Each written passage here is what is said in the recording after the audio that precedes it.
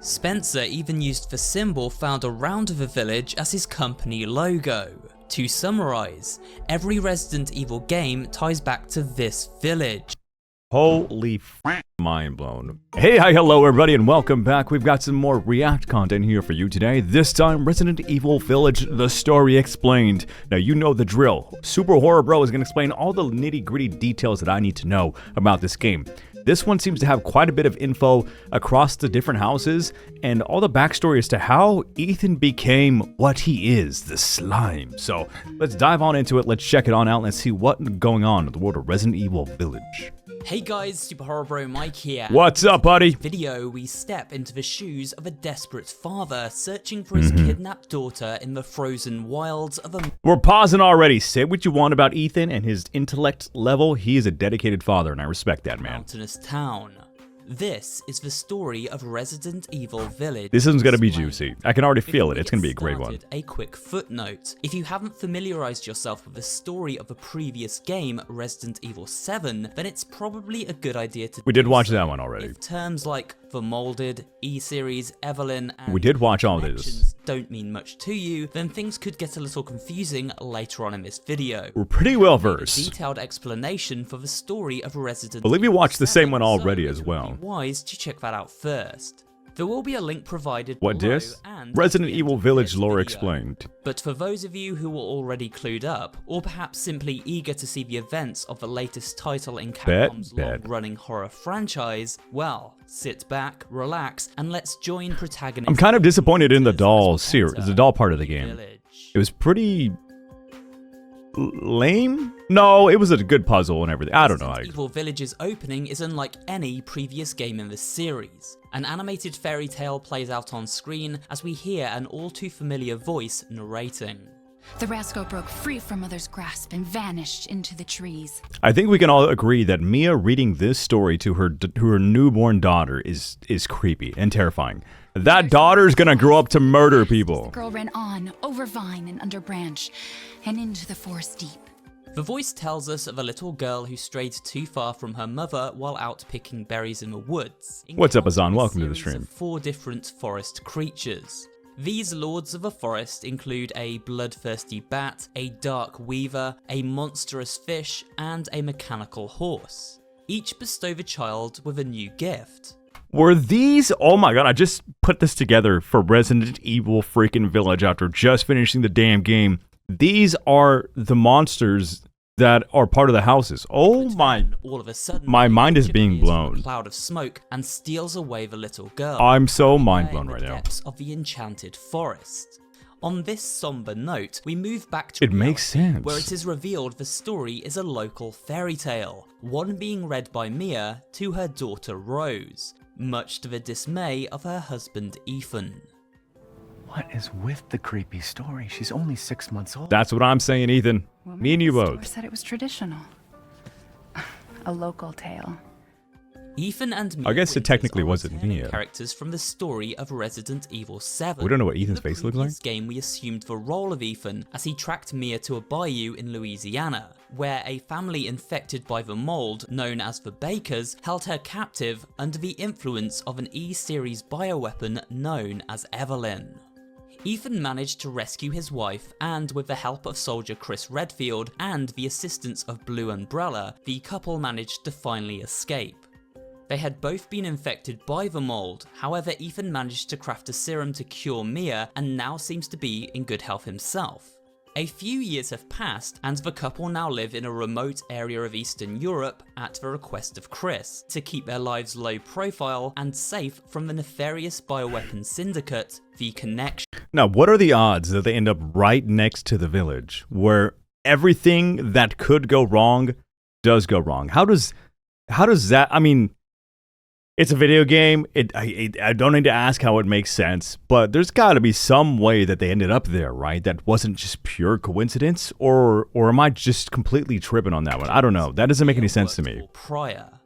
Here they carve out a quiet lives for themselves, leaving It was the too monster-slaying perfect. antics of their previous adventure behind and replacing it with familyhood. What's my favorite RE game? I think Resident Evil 4 Remake. Resident Evil 4 was the original Resident Evil that I first played when I was a young kid 18 years ago. The remake is better than that in my opinion. I think they both sit pretty heavy in my heart. I think they're both amazing. I think Resident Evil 4 remake is my favorite one though. And then I would have to say probably Biohazard. I would say probably Biohazard and then probably 2 after that. So I would say 4 remake, then Biohazard, then Resident Evil 2 remake. I love those games. They were good. To one another and Village is up there as well. Newborn child Rosemary. I would say right after Resident Evil 2. That their daughter may be infected by the mold, and Chris Redfield's organization, the BSAA, or Bioterrorism Security Assessment Alliance, have been running tests on the child to investigate. After putting Rose to bed, Ethan and Mia settle down for a romantic dinner. However, this is soon violently interrupted by an old friend. Violently. Very violently. Damn! What a weak shot, too. They don't even know that we're there, and you're gonna shoot her in the right shoulder? Go for the head. Oh! How does Ethan not get hit a single time? Oh, look at that sexy man. Look at that sexy man. No! Oh! There you go, now you went for the head. After killing Mia, Chris kills Ethan out in the process, after which his team loads the grieving father into a truck and whisks him off into the night. The village. The village that's just conveniently right next to Finds us. himself in the middle of a frozen woodland in the dead of night, an overturned truck and a dead soldier beside him. No sign of his daughter or Chris Redfield to be found. Answering a ringing phone raises more questions than answers. About damn time. What's your status? Is the package safe? The package is not safe. Where's Chris Redfield? And Rose? Who is this? You beat RE4 on all difficulties except Professional? Professional was hard, man. I died like 10 times at just the village. I'm scared to see what Village of Shadows difficulty is going to be like whenever I play this game. Covered village nestled high up in the mountainous terrain. A castle looms large in the distance. Could Rose be in there? The village itself lies in ruins. It's a fancy castle. Ransacked and abandoned, livestock slain in the streets, and all around strange symbols can be found, and shrines paying respect to an ominous figure known as Mother Miranda. In a church we discover a portrait of this mysterious figure, along with 4 other portraits who seem to be of people of great import to this town. What's up, Redstone? Before Ethan encounters the first of many monstrous creatures inhabiting the village, the Lycans. Damn. An early scuffle with one of these ferocious beasts ends with Ethan losing half of his hand. It's brutal. That's gotta hurt. After escaping a horde of rampaging Lycan warriors, including their ringleader, a giant ogre-like beast with a spiked hammer known as Urias, it's Heracrid. You can't tell me otherwise. A mysterious old woman. Grandma! The child's father. Child? Hey, wait. Do you mean Rose? Is she here? Rose! Rose, yes. Wait, that is Miranda, She is right? in great danger. Since Mother Miranda brought her to the village, we have fallen into darkness. Oh? Grandma, you're always talking crazy. As if she is to be the savior for this village. Grandma didn't take her which meds has fallen today. Into despair. She tells Ethan to head towards the sound of the bells ringing out from the nearby castle. En route to the castle, Ethan encounters a group of survivors holed up inside an old house at the far end of the town. These survivors believe praying to Mother Miranda will keep them safe. The villagers was kind of weird for me. I don't understand what their part in the story was at all. I have zero clue what I guess they were there to show that Miranda used to keep them safe. Thank you for this, I appreciate you. But I don't understand what their purpose was. Village is my fave. Village was such a good game. Village is such a good game. Protected this little village for many years. It seems their prayers now fall on deaf ears, as a wounded man transforms into a Lycan before Ethan's very eyes, and he narrowly escapes with his life. It seems these Lycans were once indeed the townfolk themselves. Ethan heads inside the castle walls and activates the elevator to take him inside. His journey is rudely interrupted, however, by a strange man in a hat and trench coat with the power to control the very machinery around him. Oh. He had such a cool power. I don't know how we were able to kill him. He should have never even let us get anywhere near as far as we did. It don't make no damn sense. Mother Miranda is gonna love you. Yap, yap.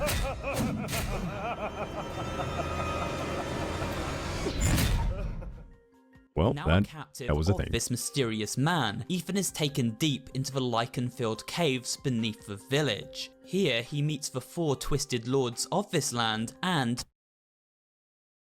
beneath the village. Here he meets Damn! Damn! 4 twisted lords of this land and their grand ruler, Mother Miranda. This high priestess is the ruler of the land and the other lords follow her lead. Right. She also now holds possession Dude, she is so of cool. Ethan's daughter Rose. 2 lords in particular squabble over Ethan's fate. The man who imprisoned him, Karl Heisenberg, and an incredibly tall lady, Orsina Dimitrescu. Just spilled water all over myself in the shoulder. Protest. Heisenberg is but a child, and Damn! his devotion to you is questionable. Right. Give the mortal to me, and I will ensure he is ready. Shut your damn mouth! And don't be a sore loser. Go find her food somewhere else. Quiet now, child. Adults are talking. It is eventually decided that Ethan's life is to be left in the hands of Heisenberg, who unleashes a barrage of traps and lichen warriors upon our hapless hero. Ethan manages to escape Heisenberg's death trap gauntlet and finds a way back to the castle above. Here he encounters a strange and jovial new character, a The merchant known as the Duke.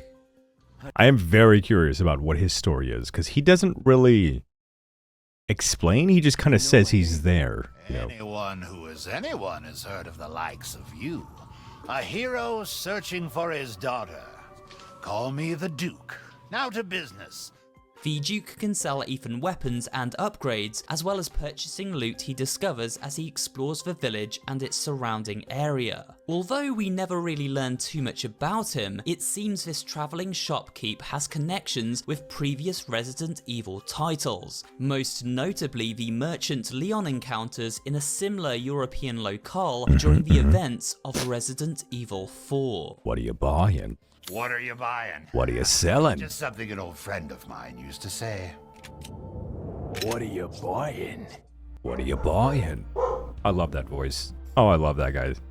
My favorite. The castle is Dog grand barking. and sprawling, ornately decorated in gold from top to bottom. It stands as a direct contrast to the hellscape of a village we recently escaped. This castle is home to Lady Dimitrescu and her 3 ravenous daughters. Oh, It isn't long before Ethan is captured by That's these gotta hurt. women and strung up so they may harvest his blood to quench their never-ending thirst. right.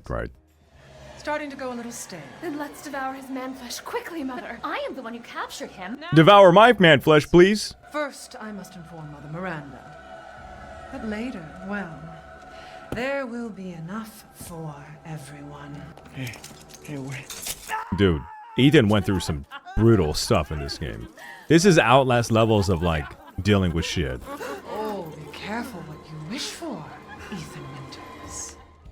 This is the fate that befalls any man unfortunate enough to enter the castle. Their blood is drained and bottled, labelled as wine for these vampiresque women. I didn't even notice the hands sticking out of the... maidens of this castle, however, who befall the most cursed of fates. Taken down to the I didn't even pay attention to the dungeons where details. They are tortured and experimented on by Lady Dimitrescu as research for Mother Miranda and her sinister. You thought it was unknown Outlast? scheme. Yeah, it's pretty crazy. These unfortunate They went pretty women dark are with this one. encountered throughout Ethan's travels. Which one are these? Hooded zombie-like figures known as the Moriaka and Moriaka. flying demons named Samka. Samka and These make up the bulk Moriaka. of the enemies Ethan fights as he ventures about the castle in search of Rose after escaping the chains that Yeesh. bound him. Damn. Of course, things don't quite work out. Rose is nowhere to be found, and the castle is now locked down, preventing Ethan's escape.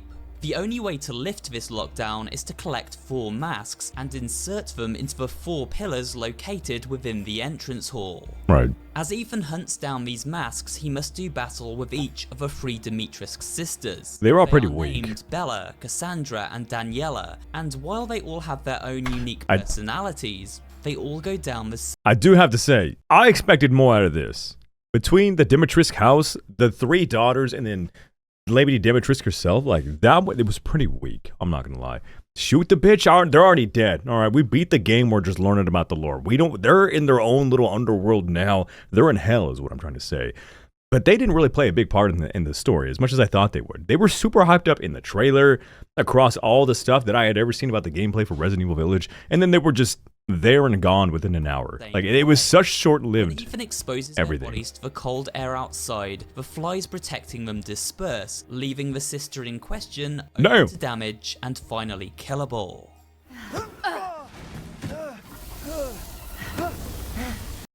This game 100% spawned so many alt-loving human male men out there in the damn world. Because what the fuck? Bullets cannot harm. Somebody out there got a vampire neck-biting fetish from this. And I refuse to believe otherwise. You stupid man thing! Say damn one more time? My fault. Never again. Bastard. What if he like kills her in a really cool way? Then I say damn. Damn, she's dead! See? It works out that way. Less weird. She just falls apart now. But why is this? Well, I will be making a dedicated video looking at each and every monster from Resident Evil Village and explaining them fully. We could look at that video as well. The abridged version. From notes we discover around the castle, it seems as though these sisters are not actually the biological daughters of Alcina Dimitrescu. Rather, they were the result they're experiments. of experiments. We did find that out. These young women. Are you guys proud of me? I found out lore by myself by clicking on documents in the video game by myself. I think that deserves an award. You know what I mean? Maybe we hit 1,000 subs on YouTube. Yeah, I'm just saying. I think I deserve an award. They were killed and implanted with a parasite known as the Kritur. Wow, I know. Hey, thumbs up me. Flies, which have the ability to mimic the human form, but are susceptible to extreme drops in temperature. The Kritur parasite granted these maidens seemingly eternal life. That is, until their protective fly form is dispersed. Lady Dimitrescu became rather fond of her new experiments. Why didn't they just wear a jacket? If being cold kills them, why don't they cover up and just get real warm? They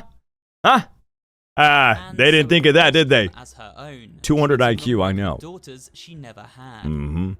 Once all the masks are assembled, Ethan makes his way out of the castle and reaches a cathedral where he obtains a special dagger, able to poison Alcina and reveal her true, monstrous form. Oh! I like how she just lets him stab him. She sees that he has the dagger. And just like, you know what? You can have this one, Ethan Winters. Oh! Why not just change the weather? That's what I've been saying.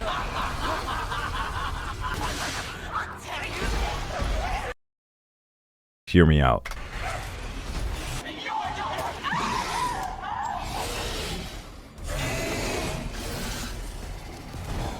The two do battle at the top of the cathedral spire, and eventually Ethan emerges victorious. Don't oh my god me for that. Ethan discovers a strange flask. I'm not the only man who ever thought it. And so, flask in hand, he heads back to the village to continue his pursuit of Rose. While exploring a Grandma! System, he runs into the mysterious old woman once again. She explains that Ethan needs to use the crests of the 4 bloodlines to locate his missing daughter. These bloodlines refer to the lords of this land. I forgot all of them already. Dimitrescu, Beneviento, Dimitrescu. If I've been saying that right, I have no idea if I've been saying that. Dimitrescu. Am I saying Dimitrescu? I don't know. And Heisenberg. Dimitrescu. Upon leaving the caves, Ethan discovers We're a learning. large clearing where the statues of these lords preside over an altar at its center. Right. Upon returning to the village, Ethan finds the Duke once more and is given some horrifying information about the fate of his daughter. In little jars, like pickles. You have your daughter But right not in as your own tasty. hands. Don't eat them like pickles, guys. What are you saying? Now I want a pickle. And some head. It says head, sorry. That was... Back to the lore! Back to the lore! Let's watch the lore! Rose now exists as 4 pieces: a head, legs, arms, and a torso, and these body parts have been crystallized by Mother Miranda and placed. The great 4 lords were there and Mother Miranda was holding a child. She whispered something and touched the child. I can't explain it well, but the child turned into a white crystal. Then she... into 4 flasks, Go on. each now within the possession. I couldn't help but speak up and I asked her why she did such a thing. Mother Miranda just smiled at me. This is the chosen child. She will return to her original form no matter what befalls her. Then she gave each lord a part of the crystal in a flask, and they left. Okay. So I knew... Why did she give them... Okay, they're gonna explain it. Why did she give them pieces? That's the next question. Why did she give them pieces of the daughter? Now tells him to obtain the final 3 and place them inside an object known as the Giant's Chalice in order to reassemble Rose and return her to life. It's a little baby! Part 4, collecting Rose. So why did she give them separately and then she put us on the challenge? And Ethan sets off to locate the whereabouts of the 3 remaining lords. The first of these is Donna Beneviento, the last remaining member of the Beneviento family. This mutant doll maker was adopted by Mother Miranda and raised to do her bidding. She has great powers due to her ability to secrete a pheromone which controls the local plants infected with the Kritur parasite. The spores from these plants cause nightmarish hallucinations, which Ethan witnesses at every turn. He catches glimpses of his late wife Mia, who grieves for their child. Everyone leaves me. Oh, I thought this was Mother Miranda doing this. This is just He is also that chased doll by a lady. terrifying hallucination of a giant wailing baby in one of the game's most spine-chilling moments. You know what? Okay, I was shit talking this specific boss or this specific house in compared to the other 3. I think the other 3 were done up way more. Dimitrescu was kind of like whatever, but I forgot that this was a part of it. So never mind. I take back everything that I said negative about this house of the evil doll lady bitch. She had a pretty crazy scenario going on here. That thing, what the fuck is that? Just a crying baby. That thing's horrifying looking. Donna uses her Angie doll to Oh, you know what? I will say the house thing right here, finding her in 3 different situations, that one was kind of whack. Kind of boring, kind of lame. Nightmares, that's what I've been saying. She does this by implanting It could have been better, but it wasn't in bad. her dolls, which are connected to her like a hive mind, allowing them to appear very much alive. Ooh. Eventually, Ethan destroys Lady Beneviento while she is disguised as her Angie doll, claiming the second flask and leaving the dollhouse in his She just way. didn't put up a very good fight is all. Next up is Lord Salvatore Moreau. This guy, a disgusting gross. fish-like humanoid who inhabits the swampy reservoir and its surrounding mines. Right. Much like both Lady Beneviento and Dimitrescu, Moreau has been experimenting on the people of the village at the request of Mother Miranda. While the purpose of this is still unknown at this point in the story, it is revealed that Moreau's experiments splicing Kritur with humans are the ones which resulted in the creation of the Lycan horde. This is because Moreau was using wolf DNA in his experiments, injecting it into the spines of his victims. This fishy foe has he very low made the intellect werewolves? It's and actually even crazy. lower self-esteem, which perhaps isn't all that surprising. Mother wants her baby back. Don't screw with me. Wait, please. If you take it, then the others laugh at me. But Desperate to reclaim the piece of Rose Mother Miranda entrusted him with, Moreau transforms into a giant amphibious creature and proceeds to chase Ethan across the reservoir until the two are forced into a deadly conflict. Ethan vanquishes Moreau and upon exiting the mines, receives a rather surprising message from the final Lord, Karl Heisenberg, inviting him to collect the flask from his stronghold and then meet him in person at his factory at the other side of town. There's a stronghold not too far outside the village. I do think because Heisenberg is so powerful that the only way that they could write into the story us beating him is if he wanted to befriend us first. I think if he tried to kill us from the get-go, there's no chance we win. Because we only have guns. There's no way to win that, right? Do that, and you pass. I'm on some like anime power scaling type shit right now. I'm gonna shut up. Ignore me. Don't listen to me. I'm full of shit. Finally faces off against their ringleader, Urias.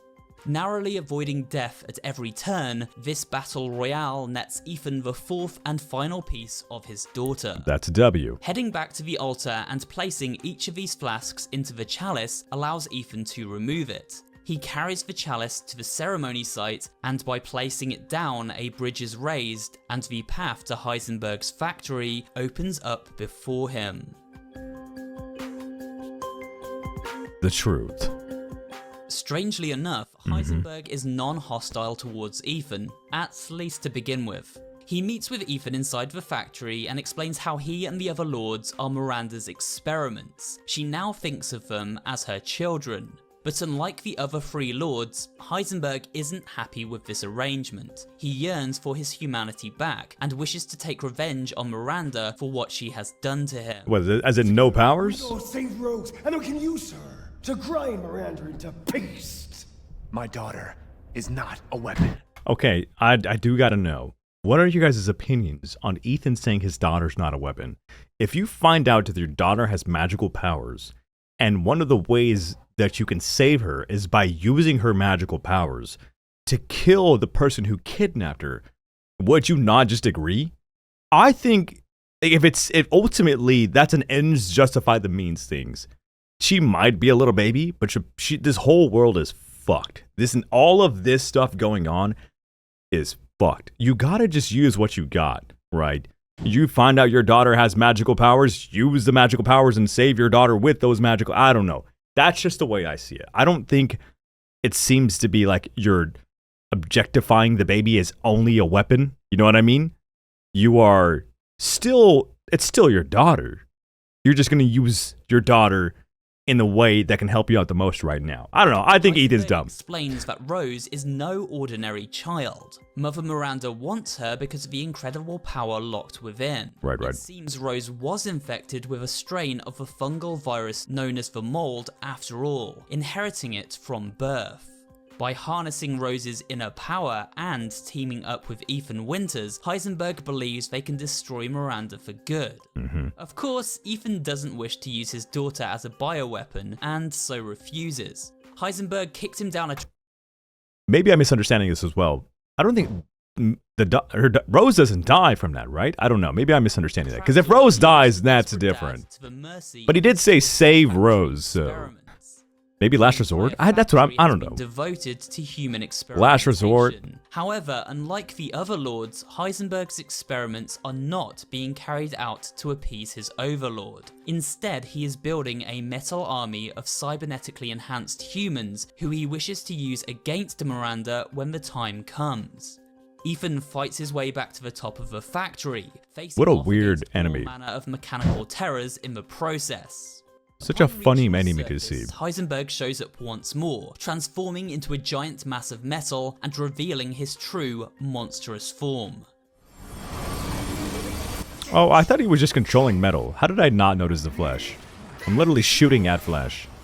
I thought he was inside of it like a transformer. You still have one more RE to play? Village was the last one. To the bottom of the factory once again, but this Village was the last one in the series chronologically, I believe. But we're going to go back in time. We're going to play Resident Evil 1, and then we're going to play Resident Evil 5. And then we'll start going through the bonus content leading up until Resident Evil 9 that gets released in February.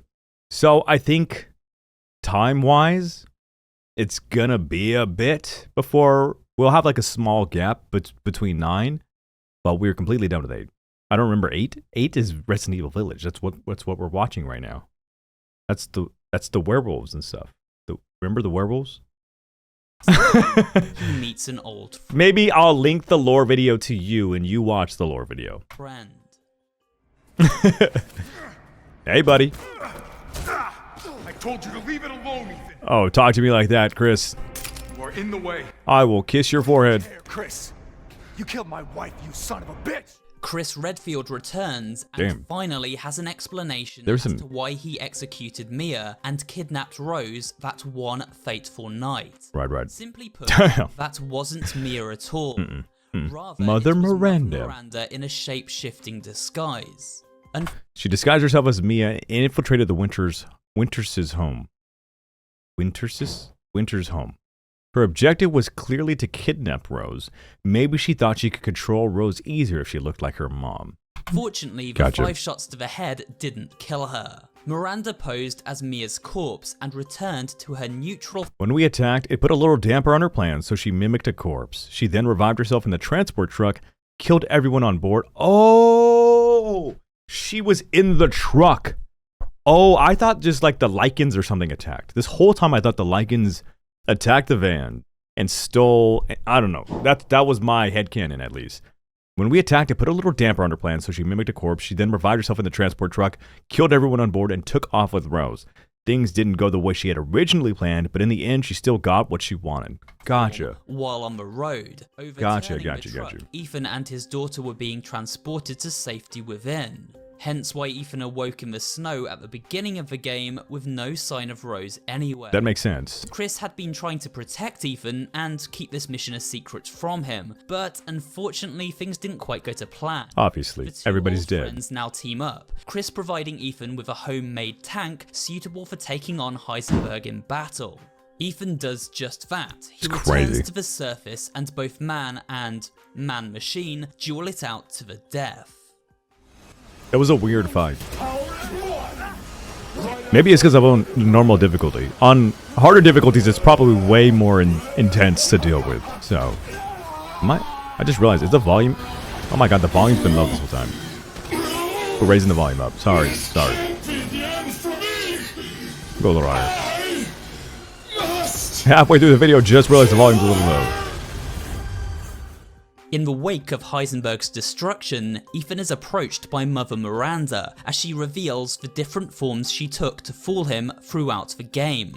She has such a cool design, I will say that. The crows with like the gold mixed in, oh, it looks so badass. Most notably, Mia Winters and the old village hag. Grandma. Miranda explains how Rose is Evelyn's successor, a being capable of controlling the mold at will, acting as a powerful hive mind entity. No. Rose is Evelyn's true, complete form. She will grow to fully control the masses. Right. And I must have her. After explaining his daughter's importance and her grand plan, Miranda rips out Ethan's heart and watches him die by her feet. Ethan's story may seem to be over now, but this rollercoaster ride isn't ending quite yet, and there are still some surprises in store. We now step into the well-worn shoes of Chris Redfield as he and his team storm the burning remains of the village. Things have gotten out of hand. We learn the origin of a mold can be traced back to the earth beneath this very village, where an ancient fungal being known as the Megamycete controls molded roots that have now. This is what I'm talking about though. The mold that is the origin of all the shit that happens in Resident Evil 7 Biohazard literally comes from this village, and they didn't do any research at all when they placed Mia and Ethan and Rose on whatever the heck safety thing that's called in that village. Like there's what are the odds of that? What, the one little tiny village out there in the world that was the worst that they can go to. Awakened due to Rose's presence and Miranda's ritual. These molded roots begin consuming the entire town, and Chris's old unit, the BSAA, have deployed soldiers all over the map to try to contain the situation. However, the BSAA's destructive counter frustrates Chris, who seems to no longer associate with them and is acting on his own. BSAA, they've gone too far. They all died, don't they? Chris fights through hordes of Lycans to reach the center of the town, where he destroys the giant molded tree-like structure guarding the Megamycete deep underground. Upon finally reaching the parasite, he plants a bomb and heads to Miranda's secret lab. When entering Miranda's laboratory, Chris discovers a number of shocking revelations hidden within the Twisted Scientist's research logs.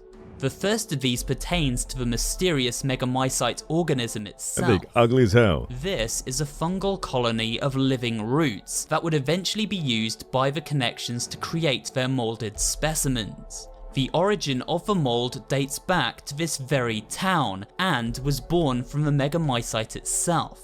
Right. We discover Miranda has been alive for over a century. What a dope-ass mask. She discovered the fungal roots in a cave upriver from the town, where she had travelled to quietly end her life after losing her daughter Eva to the Spanish flu in 1909. Miranda used the megamycete to conduct experiments on both herself and the villagers, who at the time trusted her completely. She was, after all, the village priestess. These experiments with the fungal root granted Miranda the power of eternal life, as well as several other supernatural properties, including the ability to shapeshift into any human form. This allowing her to eventually disguise herself as Mia and kidnap Rose. I just realized this is also probably why I like Village so much, because it is very similar to RE4, both the original and the remake, but it is started through a fungal parasite deal, same scenario, between Sadler and both Mother Miranda, and they spread it to their local supporters, whatever the heck they are, throughout a village, an unknowing village. And Las Plagas deals with Resident Evil 4, and then the megamycete for Village.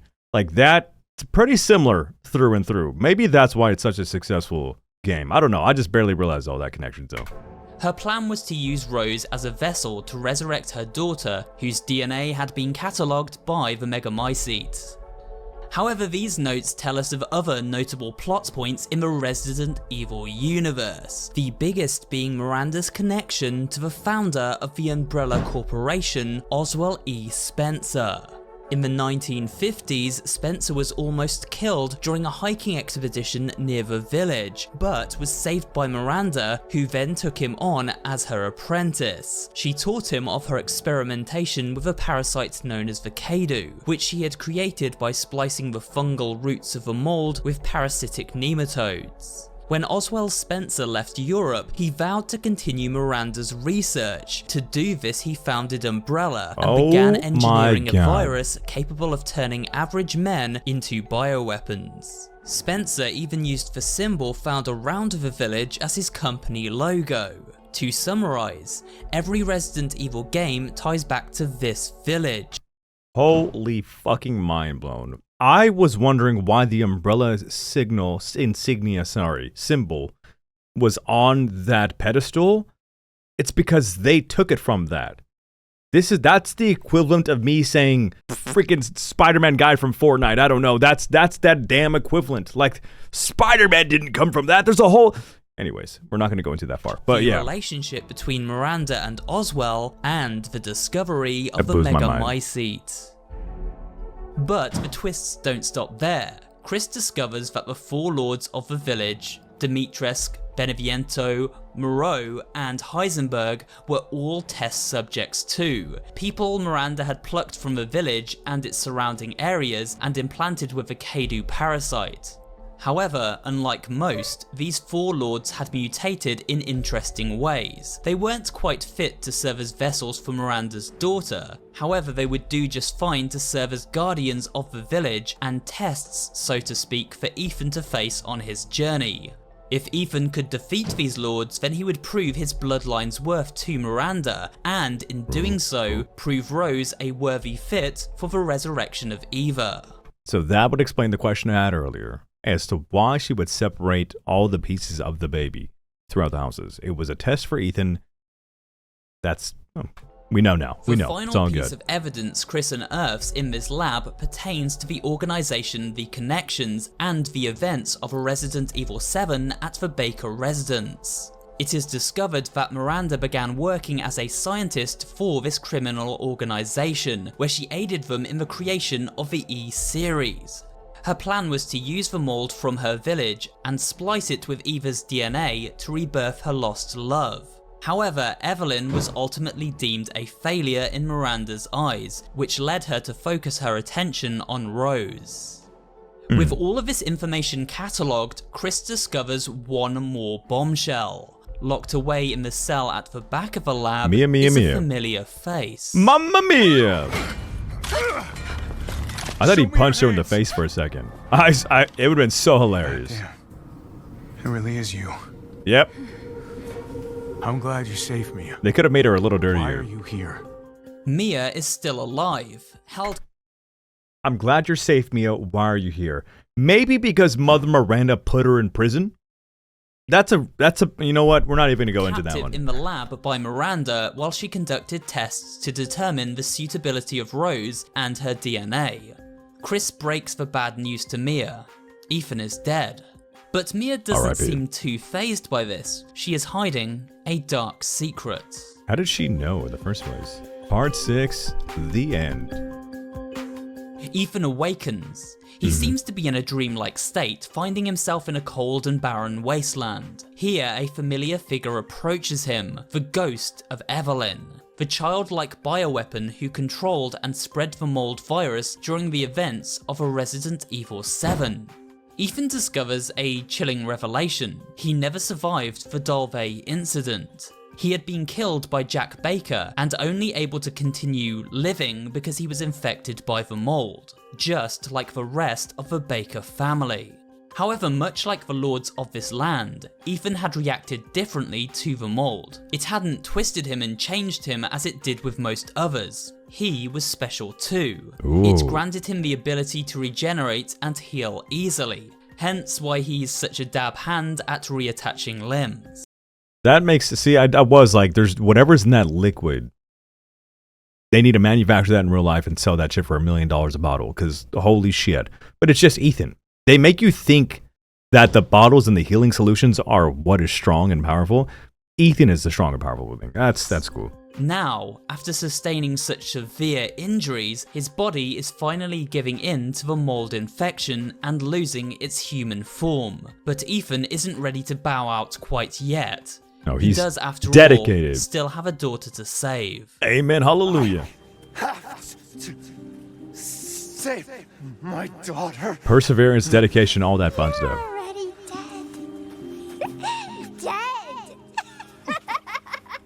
dead. We're in a whole different game, and I would still uppercut the fuck out of Evelyn. Will save Rose. When he comes to, Ethan finds himself in the back of the Duke's carriage. It is dawn, and the Duke ferries Ethan over to Mother Miranda's ceremonial location for one last showdown. After restocking and bidding his trusty shopkeep farewell, Ethan heads into the heart of the mold to reclaim Rosemary and take down Miranda. To his shock, Ethan finds the ritual well underway. Miranda reassembles the crystallized Rose from the giant's chalice and reforms her into a child once more. But something isn't quite right. The resurrection didn't create a version of Miranda's long-lost daughter either. Instead, Rose simply returned herself. Not only that, this new version of Rose, now connected to the Mega Mycete, gained the ability to drain Miranda's powers. Damn. I didn't know that was what's going on. My power is leaving me. In this weakened state, Ethan gains a fighting chance against Miranda, and the two face off in an epic battle to the death. Dude, such a cool boss fight. Purpose, Mr. Winters. You disposed of my such a cool enemy. children and awakened the glorious Mega Mycete. The Mega Mycete saved me from the pits of despair. It granted me this splendid power. Yeah, right. All it's done is drive you nuts. If I combine Rose with a Yeah, see, she is the combination of Sadler with actual, like, witchcraft stuff. Because Sadler was just the mutations and whatever Las Plagas let him do, or what allowed him to do with his superpowers and transformations and whatnot, along with controlling other people. She's got full-on, like, superpowers. Like, this is stuff that goes well beyond just, like, a little bit of transformation. Being able to, like, shapeshift and all this crazy shit and, like, telekinesis, it's crazy. She's really cool, though. This is how you end, Ethan.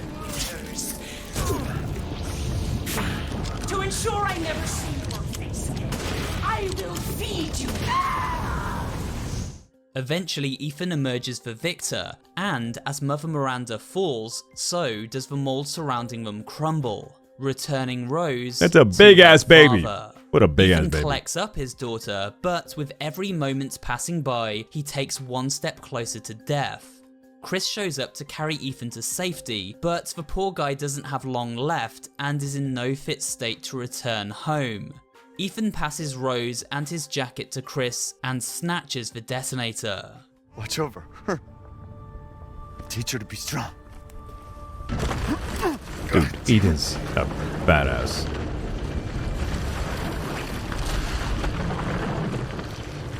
Goodbye, Rosemary.